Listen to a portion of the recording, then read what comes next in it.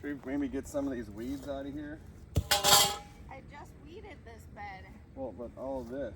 Well, that's will come out when the garlic comes out. What is this? It's like. Weed. Can I...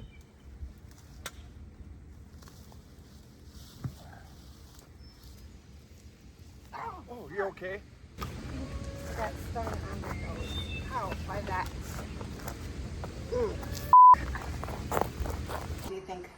How old do you think this thing is? Oh, we've had that first aid kit for 15 years, I'm sure. Well, you can still smell the... What? Why do you have a alcohol pad on your nose? I got stung right in the nose. I think those little black ones are hornets. Hornets, yeah. I've seen them digging holes like all over here this summer. Yeah. Man, that hurt.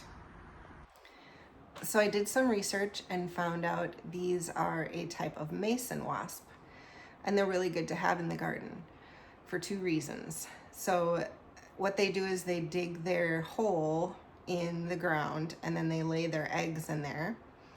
And they're not part of a big group of wasps, they're solitary wasps. And then what they do is they go out and paralyze caterpillars and other pests in the garden and bring it back to the hatched larvae so that they don't kill the insects, they just paralyze them so that the larvae can feed on live insects, which I thought was kind of cool. And then the other reason they're really good to have in the garden is because while they're not very efficient at it, they are pollinators. Apparently they have a smooth body, so they don't have the hairy legs like a honeybee does. But because they do eat nectar, they are pollinating from flower to flower. I'm a little nervous about doing this now, but hopefully we aren't disturbing them. What am I gonna do when we pull out the garlic? Wear a bodysuit.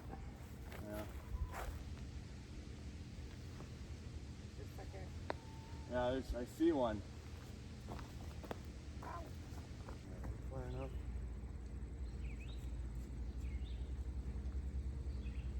They come for me, I'm dropping it. Well, yeah. I'm just gonna be watching. Lean it forward, I can't. No.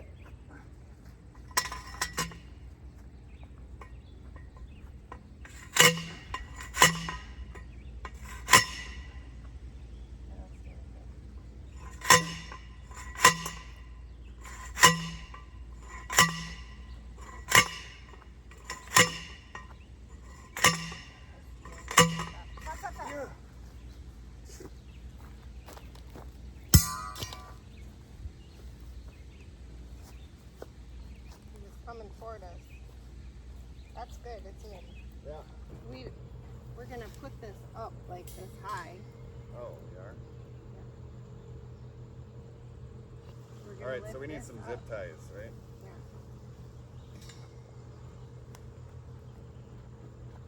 God, my face hurts.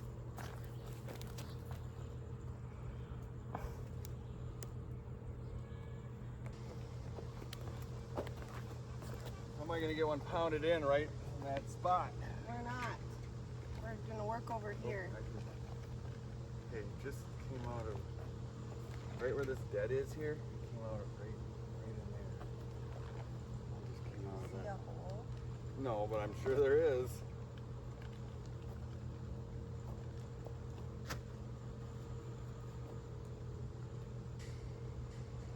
So we got to figure out how to keep trellising and not piss off the wasps that are in the garlic bed.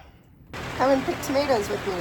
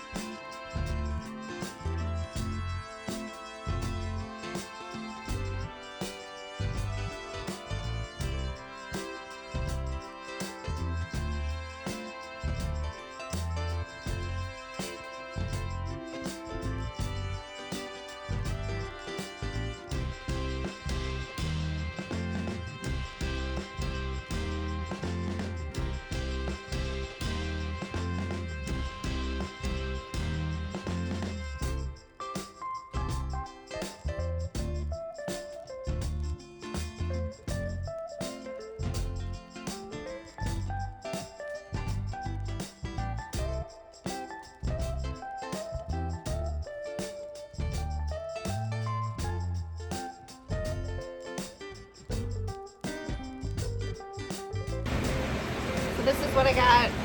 There is one in here that has blossom end rot, but the rest of the tomatoes on that plant are looking good, so. But the reason I pick them when they look like this is they will keep ripening if I take them inside and just set them on the counter. But also it keeps the plant producing. You know, it sends its energy to the other smaller tomatoes that aren't ripe yet. So I get more tomatoes that way. The same goes for these little cucumbers. If I pick them when they're this big, I keep getting more cucumbers. All the ones that are little on here will keep growing. I don't think there's any more tomatoes blushing out here, because I planted these a lot later than those. But as you can see, they really need to be pruned. So I'm going to work on that today. They do have green fruit on them though. I need a bucket. So I'm listening to a really good book I wanted to tell you about. It's a Kristen Hanna book, The Women. It is so, so good. I don't usually cry when I listen to books or read books, but this one, I've cried multiple times. Which, I don't know if that's a sign of a good book to you, but it is to me. You know, when a book can really make you feel things. All right, where's the main? I think you are the main. So we're gonna cut this one off.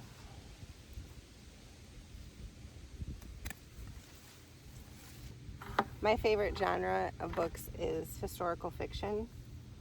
And this is a historical fiction about the Vietnam War, and more specifically from a woman's view, a woman that was there. I tell you, I learned so much from reading just books that I think I'm going to enjoy. You know, something that's not a textbook. I don't think I knew that people were lied to about women being in Vietnam. I don't think I knew that as a student, like a high school student or a college student. But this book really makes it evident that maybe there weren't very many women, but there were definitely women. And the woman this book is about is incredible. It's made me think about how when we do hard things, it really brings out who we are.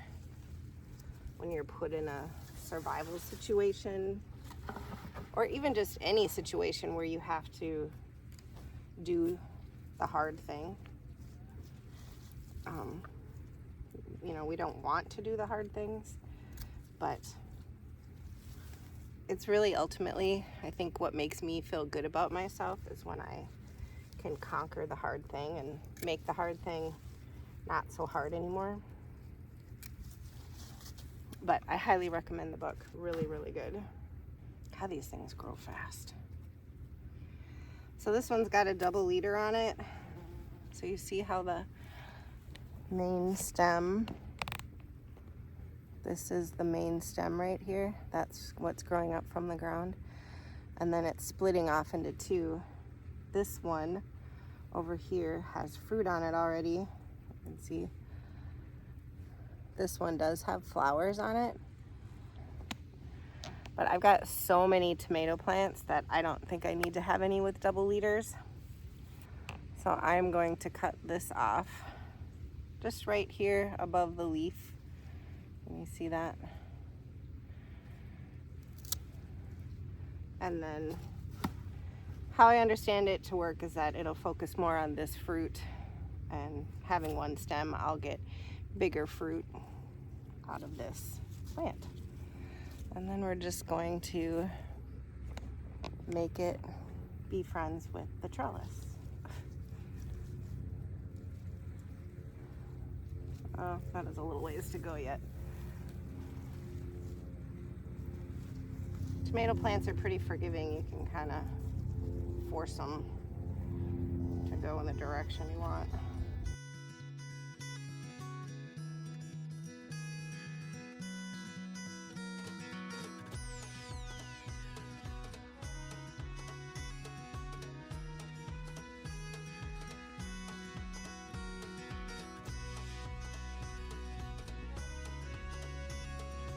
Well, that's it. Looks much better. Those will probably be my first ones ready. So I'm just gonna feed these weeds to the chickens. And head in.